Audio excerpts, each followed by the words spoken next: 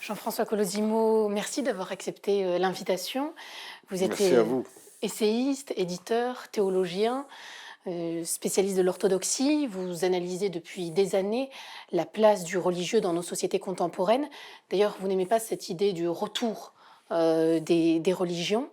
Votre livre, La crucifixion de l'Ukraine, 1000 ans de guerre de religion en Europe, publié chez Albin Michel, raconte justement la permanence du religieux dans une Ukraine traversée depuis 1000 ans par des cultures religieuses qui finalement se confrontent plus qu'elles ne se rencontrent.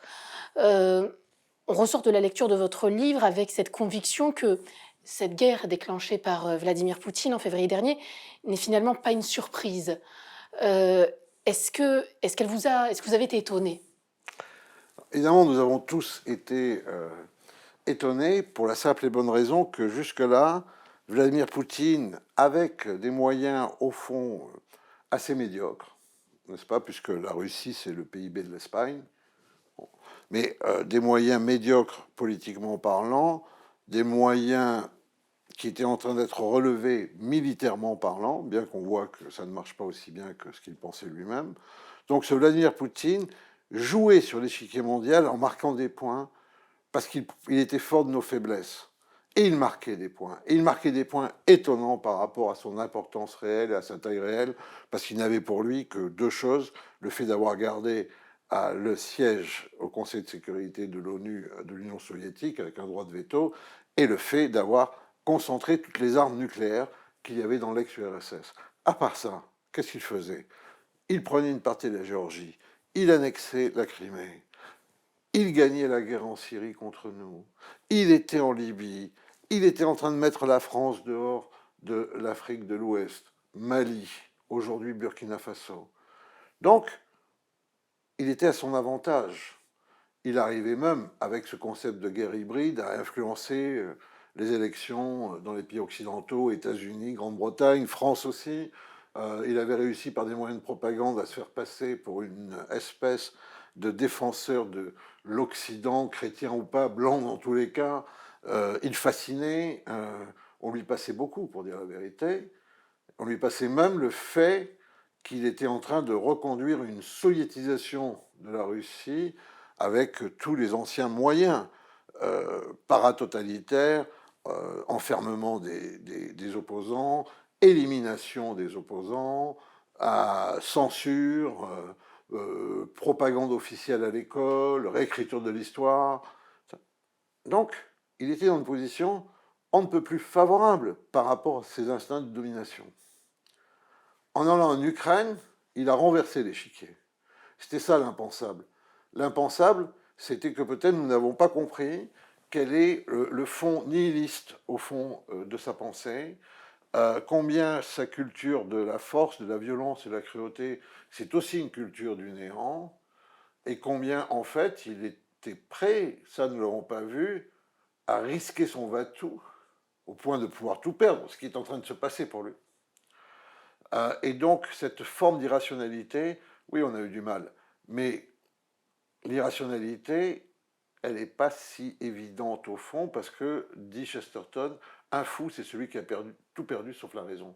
C'est plutôt la déréalisation du pouvoir poutinien qui se confronte là à une réalité qui lui fait obstacle, lui fera obstacle, et qui, en quelque sorte, l'a déjà vaincu. Alors ça, oui, c'était une surprise. Vous décrivez surtout une Ukraine comme le lieu des fractures religieuses en Europe, que ce soit les orthodoxes, les uniates, les protestants, les catholiques bien sûr, Les donc juifs. les juifs. Ceci dit, est-ce qu'on doit comprendre que l'Ukraine, quelque part, c'est un concentré de l'Europe chrétienne? C'est un concentré de l'histoire de l'Europe tout court. En fait, après la dislocation de l'Empire romain, il y a deux réalités qui émergent. Ce qu'on appelle l'Empire byzantin, c'est impropre, mais c'est comme ça. Et puis l'Empire carolingien, un monde grec oriental, un monde latin et occidental, n'est-ce pas? Ces deux mondes, à partir du IXe siècle, je vous rappelle que le baptême de la Rousse médiévale, c'est 988, vont se confronter sur une ligne de fracture qui coupe le continent en deux. Ces deux réalités vont se confronter pour l'évangélisation des Slaves, cette nouvelle population à l'origine assez inconnue, mais qui est devenue la réalité de l'Europe centrale et orientale. leur bataille va se dérouler à ces missionnaires francs d'un côté, byzantins de l'autre, latins, grecs, catholiques bientôt, orthodoxes, sur une ligne de fracture qui court de Riga à Split, c'est-à-dire des pays baltes à la Croatie actuelle, de la Baltique à la Méditerranée, ligne sur laquelle, en fait, les peuples slaves vont être divisés selon leur appartenance confessionnelle. Et donc, vous avez d'un côté les Croates, qui sont des catholiques à l'alphabet latin, et les Serbes, qui sont des orthodoxes à l'alphabet cyrillique. C'est le même peuple, la même culture et la même langue. Vous avez beaucoup plus haut les Biélorusses, alphabet cyrillique orthodoxe, face aux Polonais, alphabet latin catholique. Vous avez aussi, c'est un peu plus compliqué, les Tchèques et les Slovaques qui n'arrêtent pas de se marier, de divorcer autour de cette ligne. Et puis, vous avez en Ukraine le fait que cette ligne, elle passe à travers l'Ukraine, l'Ukraine la métabolise, et en Ukraine, vous allez avoir un ouest catholique, vers la frontière de la Pologne, et un est orthodoxe, vers la frontière de la Russie, avec Kiev au centre. Donc oui, ça récapitule cette ligne de fracture essentielle. Ensuite, on va voir apparaître soit d'anciens, je dirais, protagonistes, comme l'islam, l'islam des Mongols, puis des Tatars en Crimée, de nouveaux protagonistes, comme les protestants, après l'histoire de la Réforme au XVIe siècle, d'autres protagonistes encore, les Juifs qui vont prendre une grande place parce que le shtetl va être là, n'est-ce pas, le foyer du monde ashkénaze. Et évidemment, cette Ukraine dont le nom signifie frontière, bordure, confins, lime, c'est un terme ecclésiastique pour désigner une région qui est en voie d'évangélisation, mais très lointaine, donc vous connaissez mal au fond les contours. Cette Ukraine, elle va être le lieu d'affrontement des empires qui vont être essentiellement, évidemment, à l'exception d'un, l'Empire ottoman, des empires chrétiens, le Saint-Empire romain germanique face à l'Empire byzantin, un peu plus tard, l'Empire austro-hongrois, catholique, l'Empire prussien, protestant, l'Empire russe, orthodoxe, et l'Ukraine va être sans arrêt être empêchée dans son devenir politique qu'elle réaffirme à l'occasion. Alors, la dépendance est là du Xe au XIIIe siècle. Elle revient à l'entour du XVIe, XVIIe siècle avec les Cosaques Zaporog, les Zaporog Zaporizhia, hein, qui est devenue malheureusement une ville célèbre aujourd'hui. Et puis en 1917, à la destruction de l'Empire, l'effondrement de l'Empire tsariste, mais vite rattrapé par l'Union soviétique dès les années 21. Et puis 1991, et cet agrégat de langues, de culte, de culture, d'ethnie, malgré tout, en 91, se prononce massivement pour l'indépendance parce que l'Ukraine existe, en dépit de ce que nous dit M. Poutine, elle existe parce que il y a une sociabilité en Ukraine, qui est en fait, l'Ukraine c'est une collection en fait de villages, de bourgs, de fratries, voilà, mais une sociabilité du cumul en quelque sorte d'un esprit assez démocratique, la Rada, hein, le nom du parlement actuel de l'Ukraine, ça veut dire l'Assemblée, mais c'est aussi bien l'Assemblée villageoise. Donc ce choc des empires s'est développé une sociabilité très distincte de la sociabilité russe. La sociabilité ukrainienne, c'est une sociabilité pastorale, quiète, un peu bucolique, tournée vers ces terres de tourbe, qui sont devenues des terres de sang, avec les deux totalitarismes qui sont confrontés là aussi. On va y revenir. Et donc, ça n'a rien à voir avec le génie convulsif russe qui vous donne Dostoïevski, mais qui est d'une brutalité, d'une violence que les Ukrainiens, au fond, méconnaissent. Alors, malgré tout, ne les sanctifions pas. Ils souffrent, nous sommes avec eux. Ce sont les agressés, ce sont les victimes. Ils montrent un courage, un héroïsme incroyable. En même temps, l'Ukraine, qui a été la terre de l'Holodomor, c'est-à-dire la famine organisée par Staline, a été aussi la terre de la Shoah par balle, menée par des divisions galiciennes. La Galicie, c'est cette région de l'Ouest, qui est catholique, mais de manière un peu particulière, parce que ce sont d'anciens orthodoxes qui ont été latinisés, rattachés au pape, tout tout en gardant leur rite byzantin, mais ils sont ultra-catholiques, ultra-nationalistes. Ce sont eux qui ont fourni ces divisions SS, de la même manière que des Croates ont fourni des divisions SS. Parce que vous voyez, des deux côtés de cette fracture, en fait, du côté occidental, on a vécu, au fond, toutes les aspirations les plus positives de l'Europe, mais aussi toutes les pages les plus sombres, comme si, au fond, ce destin européen, c'était un mixte indissociable. Et est-ce que c'est cette histoire contemporaine tragique, Holodomor, Shoah, que Poutine a voulu réactiver en parlant de nazis? Non, alors, effectivement, quand il dit nazi, il fait référence au fait que euh, les Ukrainiens, particulièrement de l'Ouest, ont été tentés par Hitler contre Staline dans une forme d'aveuglement qu'il faut peut-être, pour être juste historiquement, distinguer des militants nazis qui, eux, étaient entrés dans ces divisions SS, etc.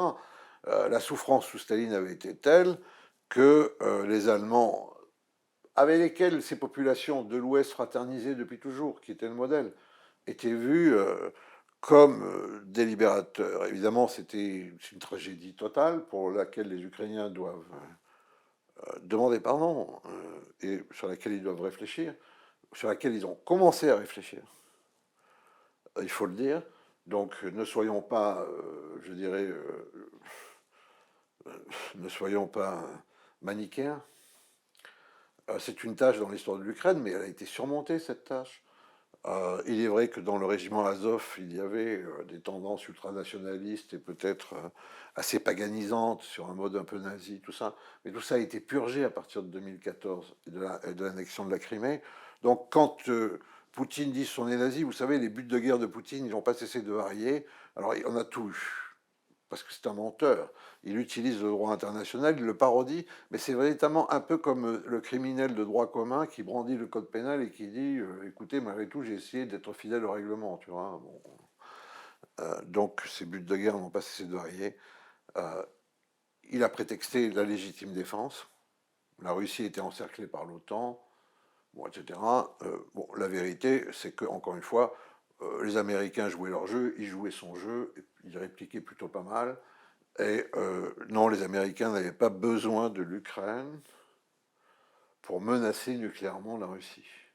Ils ont assez d'installations nucléaires ou de boucliers dans les pays baltes, en Turquie, en Pologne, etc. Bon, c'était une vaste blague.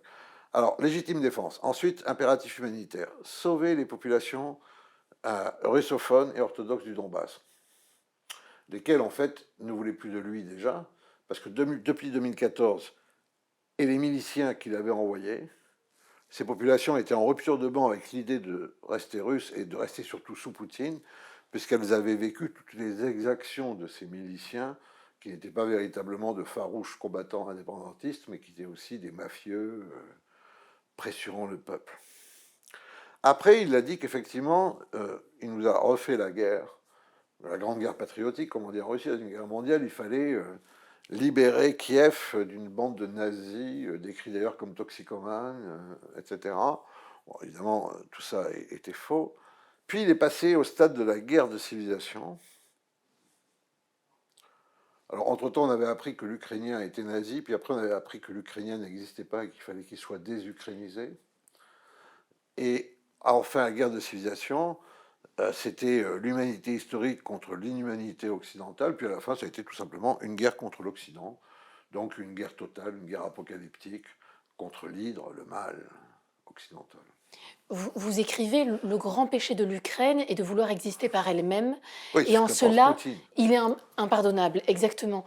Mais Poutine, est-ce qu'il ne vient pas de donner la dernière main à l'existence, justement, d'une Ukraine sans Russes?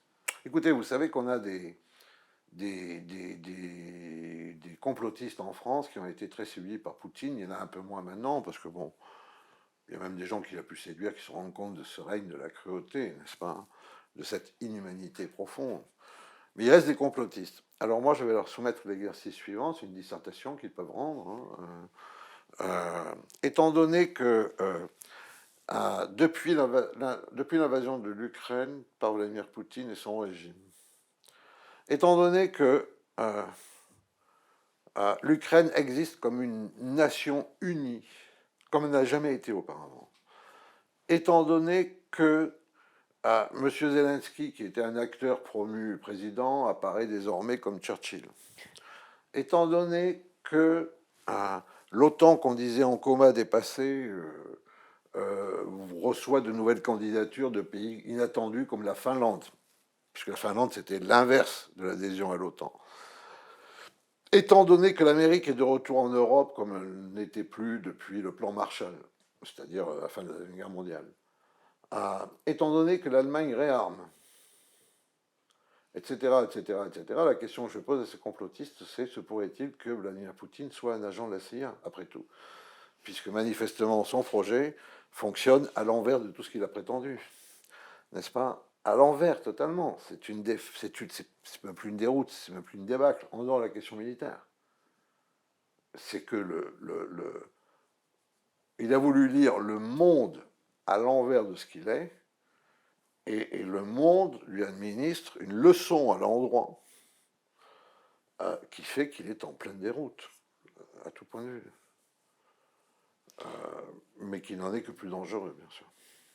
Quel rôle joue le patriarche Kirill? Est-ce que vous pouvez nous parler un peu de ce personnage? Alors ça, on est au cœur du problème théologico-politique.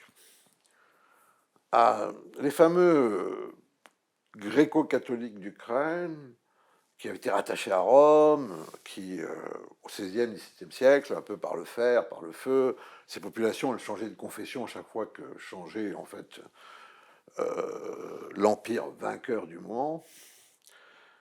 Donc, ces populations étaient considérées comme des faux frères par les orthodoxes. Mais ces populations, au temps moderne, 17e, 18e, ont fait souffrir les orthodoxes. Bon. Et donc, on va voir comment Staline les a utilisés, les orthodoxes, pour se venger des uniates, etc. Et tout ça, ça s'inscrit dans une histoire longue, qui est que, si on reprend ça en 1917, l'Église se libère du joug du tsarisme, professe sa neutralité politique, est prête à collaborer, au bon sens du terme, à coopérer avec le pouvoir bolchevique pour faire cesser la guerre civile.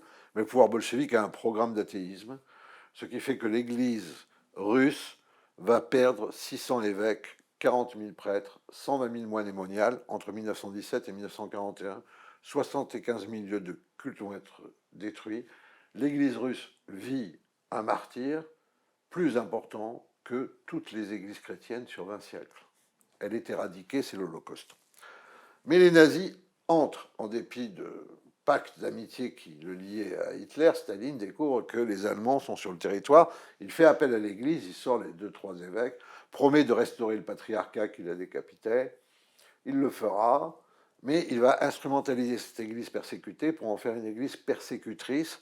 Avec l'avancée de l'URSS, de l'ancien pays de l'Est, en fait, les orthodoxies locales, mais aussi ces gréco-catholiques, ces catholiques de rite oriental, vont être persécutés avec tous les moyens de l'athéisme d'État, mais employés au service d'un prétendu rétablissement de l'orthodoxie. Ce qui n'empêche pas que Khrouchtchev arrive au pouvoir, il est très lié aux Occidentaux, trop, pour l'aile dure, et donc il va resacrifier l'Église, un nouveau plan d'athéisme. Donc en plus, l'Église russe va vivre sur 70 ans, de 1917 à 1991, un peu plus, 74 ans, elle va vivre ce qu'aucune autre Église de l'Est, ni l'Église catholique de Pologne, ni l'Église orthodoxe de Roumanie, ni l'Église protestante d'Allemagne de l'Est ne vont vivre de 1946, 47, 48 à 1989. En Russie, il n'y a personne pour se souvenir comment c'était avant. C'est un trou noir sur 3 générations. Dans les années 1970, un drôle de personnage, le métropolite Nicodème de Leningrad, Leningrad aujourd'hui Saint-Pétersbourg, repasse un pacte assez démoniaque avec le KGB. L'Église va exister un peu plus à l'intérieur, et à l'extérieur, elle va promouvoir le modèle soviétique, condamner le bellicisme américain. Elle va être évidemment pour le pacifisme, la troisième voie, etc. Et ça marche. Lorsque le communisme tombe, l'Église pourrait se libérer. Nicodème, entre-temps, a mis tous ses disciples à tous les postes importants, à Moscou, à Kiev, à Minsk, en Biélorussie. Mais voilà-t-il pas que le patriarcat de Moscou, c'est la seule institution post-soviétique qui couvre encore l'entier territoire de l'Union soviétique. Et là, un homme, Kirill, qui est le meilleur disciple, si je puis dire, de Nicodème, va contracter Vladimir Goundaïev dans le siècle, c'est son nom. Donc Vladimir Goundaïev va contracter un nouveau pacte avec Vladimir Poutine. Il va être son ministre de la religion. Il va endosser la répression des mœurs à l'intérieur. Il va bénir les oligarques dont il est lui-même un membre, parce qu'il a atteint une fortune de 2 milliards de dollars. Il va être le confesseur des agents secrets, des agents du FSB. Donc il va vraiment, c'est pas le sabre et le goupillon, c'est l'encensoir et le missile. Hein, c'est l'alliance. Et il va défendre l'idée d'une Russie une, puisque lui, normalement, il règne à Minsk, il règne à Kiev. Il a aussi des églises dans les pays baltes, il a des églises dans la République d'Asie centrale. Il va accompagner toutes les démarches, je dirais, agressives de Poutine dans les relations internationales. En Syrie, les chrétiens sont majoritairement des orthodoxes. À Jérusalem, les orthodoxes sont, encore une fois, la première communauté chrétienne, etc., etc. L'Afrique, quand la division Wagner arrive au Mali, Kirill essaie de provoquer un schisme au sein des orthodoxes d'Afrique en les ralliant à sa cause. Donc, on est face à une espèce de double démoniaque. C'est Kirill, c'est Vladimir Goundaïev, apostat pour les siècles des siècles, dont le nom sera porté, je veux dire, sur ceux qui méritent les enfers, etc., par une église russe enfin libre. Entre-temps, de la même manière que Poutine a perdu l'Ukraine, Kirill a aussi perdu l'Ukraine, puisqu'entre-temps, le patriarche Bartholomé de Constantinople, qui est le vrai primat des orthodoxes, a donné son indépendance ecclésiastique en 2019 à l'Ukraine, c'était assez prophétique. Et Kirill, sa perte de l'Ukraine est dramatique pour lui, parce que Kirill prétendait à l'hégémonie sur le monde orthodoxe au nom du fait que l'Église russe, c'était la moitié des clercs, des prêtres, des moines, des moniales, la moitié des paroisses, la moitié des, des monastères, et que surtout il y avait les ressources financières, politiques et diplomatiques du Kremlin. Mais malheureusement pour lui, la moitié du patriarcat de Moscou, si le patriarcat de Moscou c'était la moitié de l'orthodoxie, l'Ukraine c'était la moitié du patriarcat de Moscou. Et donc on voit un véritable danger pour l'orthodoxie mondiale et pour le christianisme mondial disparaître, parce qu'il va disparaître avec Poutine, il connaîtra le même sort que lui, et ce patriarcat héritier en fait d'une aventure impériale, l'empire tsariste, ce patriarcat va revenir à sa juste place, couvrir une Russie qui est à peine évangélisée, contrairement à ce qu'on raconte. Il y a 2-3% de pratique pour 7 à 8% en France, vous voyez, donc, qui a raté sa renaissance spirituelle, qui a trahi les martyrs, qui a trahi le peuple. Et demain, le christianisme orthodoxe aura beaucoup de mal, en fait, à convaincre dans ce berceau naturel qui est pour lui la Rousse des Slaves, la Rousse médiévale des Slaves. Donc là aussi, on en voit ce grand façon de dévisser, quoi, qui est spectaculaire, mais ça n'est que justice, puisque Kirill est, comme Poutine, un produit de l'époque totalitaire, et de la même manière que, évidemment, ce sont les Ukrainiens qui souffrent, mais rappelez-vous que 7 à 8 Ukrainiens sur 10 sont orthodoxes, donc en plus, c'est une guerre totalement fratricide, n'est-ce pas? Mais de la même manière que Poutine a trahi la Russie, a fait le malheur de la Russie, Kirill fait le malheur de l'orthodoxie, et ils devront être jugés comme tels par l'histoire, et de préférence avant l'histoire. Et comment on vit cette période quand on est orthodoxe?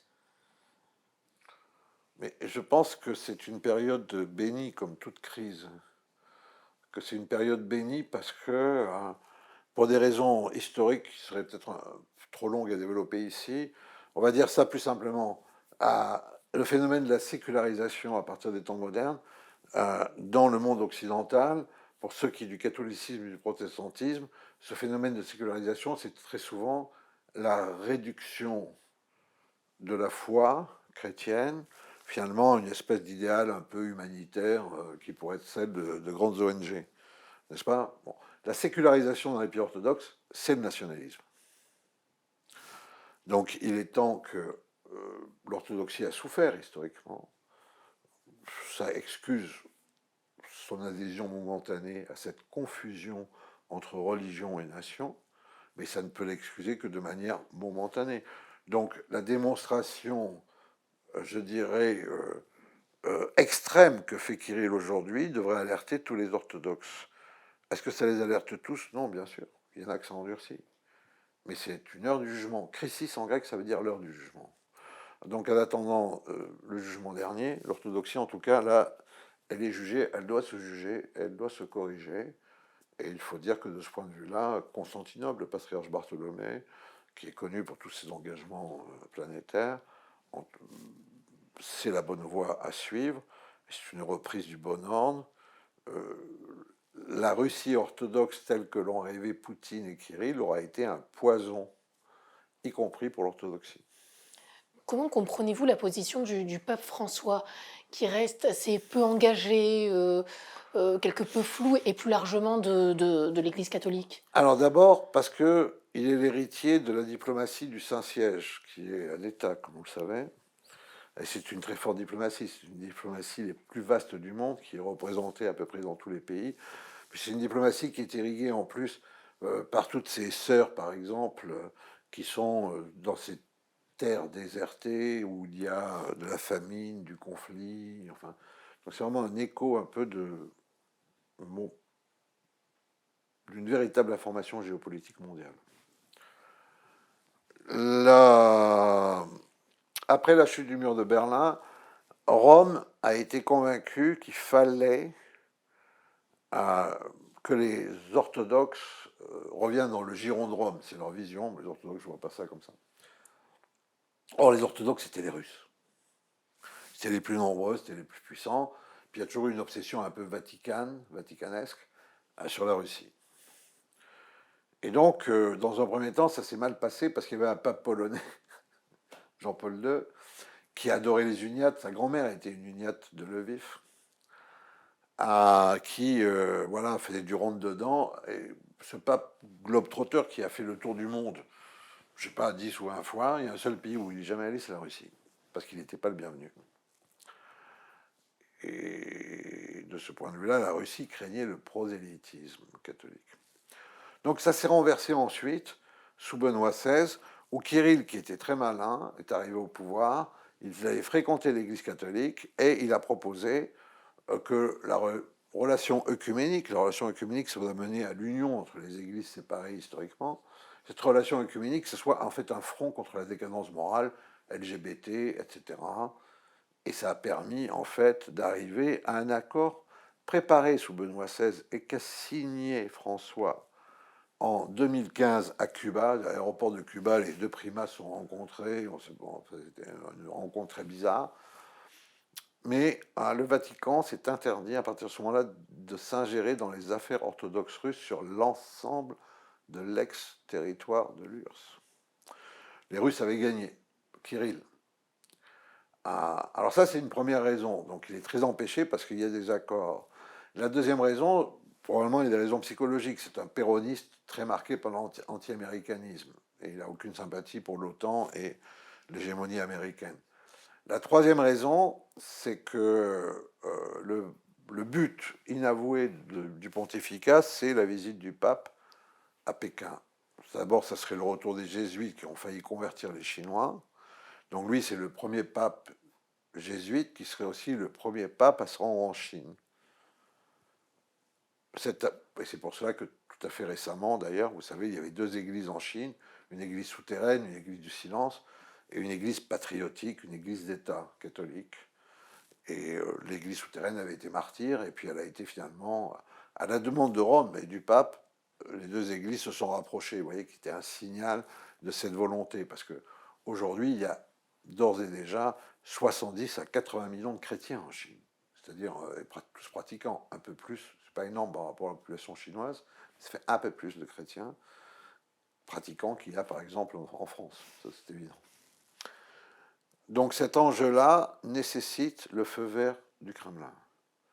Il n'y a que le Kremlin qui puisse rassurer il n'y a que Poutine qui puisse rassurer Xi Jinping sur le fait que si le pape venait, tout se déroulerait dans le bon ordre et que ça ne serait pas l'occasion d'une révolution.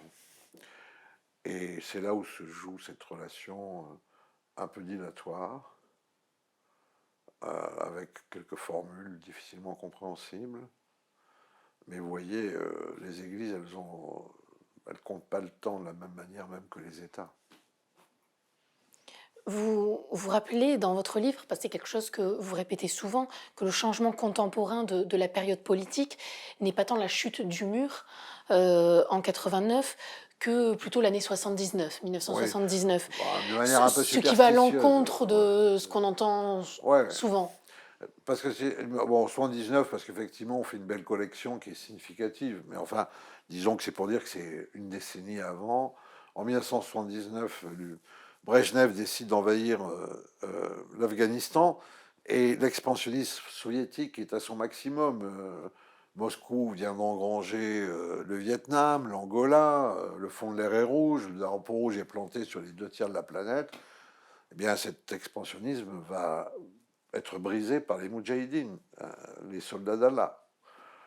Cette année-là, Ronald Reagan gagne l'investiture des républicains parce que les évangéliques qui étaient partis de la vie politique américaine à partir des années 1920, après les procès sur le créationnisme, etc., reviennent parce qu'il y a la loi fédérale autorisant l'avortement et ils vont faire la victoire de Reagan et à partir de ce moment-là, ils vont peser très lourdement sur toutes les élections américaines. De ce point de vue-là, ils sont de retour pour réellement. Cette année-là, évidemment, l'imam Khomeini, qui est de retour à Téhéran, instaure une république islamique. C'est la première du monde avec cette chose qui peut sembler un oxymore, république islamique. Cette année-là, pour continuer, le Gouche hémonyme, le bloc de la foi, qui est un parti religieux, pour la première fois un parti religieux entre à la Knesset, au Parlement israélien, et cette année-là, on érige la première université islamique à Gaza. Cette année-là encore, le pape Jean-Paul II repart en Pologne, lui qui vient de derrière le rideau de fer, et ça amorce la victoire progressive de Solidarité, qui est un mouvement catholique avant d'être un mouvement trotskiste, à différence de ce que pensent certains. Cette année-là, des chiites s'emparent de la Mecque, des lieux saints de la Mecque, et l'Arabie saoudite sunnite fait appel à la France pour libérer les lieux saints, grâce d'ailleurs aux troupes du GIGN, nos gendarmes devant se convertir à l'islam avant d'entrer dans les lieux saints, une conversion intermittente. Ça va finir sur un bain de sang, mais c'est le début, le renouveau de la guerre entre les sunnites et les chiites. On pourrait multiplier les exemples à l'infini. Cette année-là aussi a lieu au bord du Gange une grande réunion mêlant hindouistes et bouddhistes pour une fois, y compris le Dalai Lama, pour purifier toute l'Asie de toute influence étrangère. C'est le pacte des religieux asiatiques contre l'islam particulièrement, qui débouche aujourd'hui sur ces bons bouddhistes qui font brûler des villages musulmans en Thaïlande, en Birmanie, ailleurs. Donc, ce qu'on dit être le retour du religieux, s'il a lieu quelque part, c'est à ce moment-là. Le mur va tomber 10 ans plus tard, mais ça y est, les cartes sont totalement redistribuées, on réarme au nom de Dieu. Ça c'est évident. Pourquoi? Parce que lorsque le mur tombe, l'utopie que représentait le communisme, ce messianisme athée, qui a eu pour tort de vouloir faire descendre le ciel sur terre et de mettre des promesses dans un horizon historique, n'est-ce pas?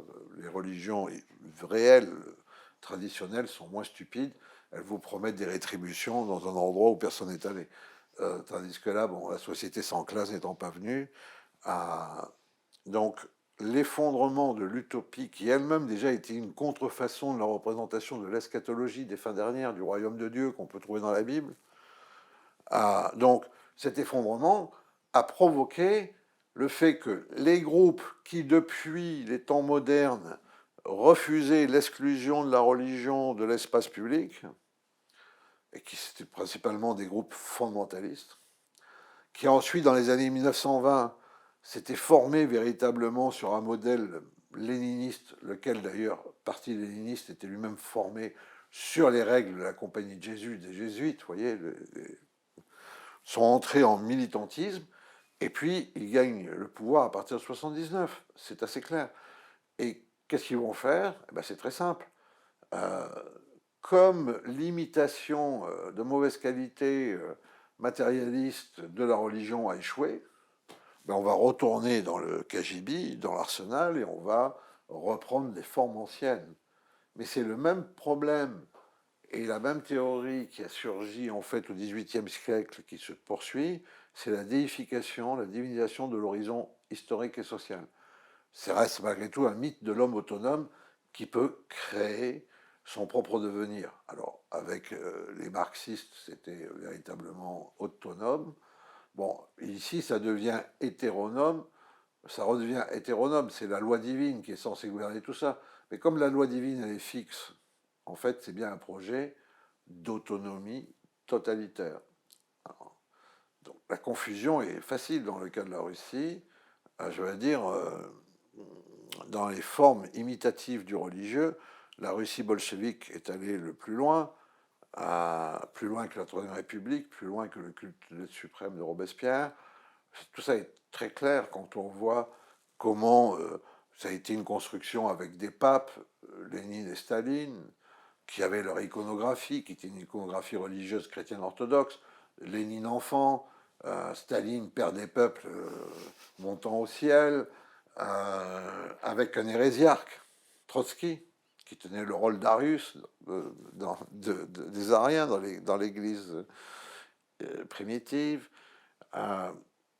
des missionnaires, le Comintern, un évangile, le manifeste du parti, traduit en une langue, et puis un culte, évidemment, les grandes messes militaires sur la place rouge, mais aussi quand même le fait d'embaumer le corps du fondateur, offert à la vénération des foules venant du monde entier vers la Nouvelle Jérusalem, non pas céleste mais terrestre, Moscou, la capitale de l'internationalisme prolétarien.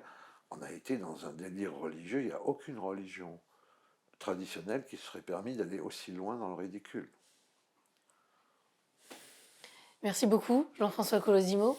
Merci à vous. Je rappelle le titre de votre livre, La crucifixion de l'Ukraine, aux éditions Albin Michel. Merci, Rachel Binas.